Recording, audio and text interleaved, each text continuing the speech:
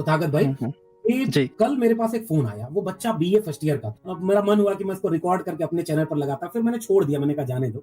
जैसे उसने बहुत पहला ही सवाल जैसे उस टाइप के बच्चों का होता है कि आप सनातन विरोधी क्यों हैं? आप हिंदू विरोधी क्यों हैं? तो मेरा पहला ही सवाल उनसे पलट के होता है कि सनातन का मतलब और हिंदू का मतलब समझा दो, क्या है, किस किताब में कहाँ क्या लिखा? तो तार्किक बात हो नहीं पाती है। उसने कहा कि मैं मौर्य हूँ, जबकि मैं जानता हूँ वो मौर्य था नहीं, लेकिन मुझसे बात कर रहा हम्म। था तो वो कहा कि मैं मौर्य हूँ और मैं तो हिंदू हूँ। तो मैंने कहा कि कैसे पता चला कि मौर्य होकर के तुम हिंदू हो? इसका जवाब दो। हाँ। तो कहा कि हम 4 वर्ण हैं, ब्राह्मण, क्षत्रिय, वैश्य, शूद्र, और आप भी यादव हैं, मैं मौर्य हूँ, हम दोनों हिंदू हैं। तो मैंने कहा कि ये जो 4 विभाजन है, इसको मानते हो? तो उसने कहा हाँ, हर हिंदू मानेगा। तो हमने कहा इन चारों में से हम और तुम भी ओबीसी, मैं भी ओबीसी, हम दोनों क्या हैं? ब्राह्मण है? कहा नहीं। कहा क्षत्रिय है? कहा नहीं।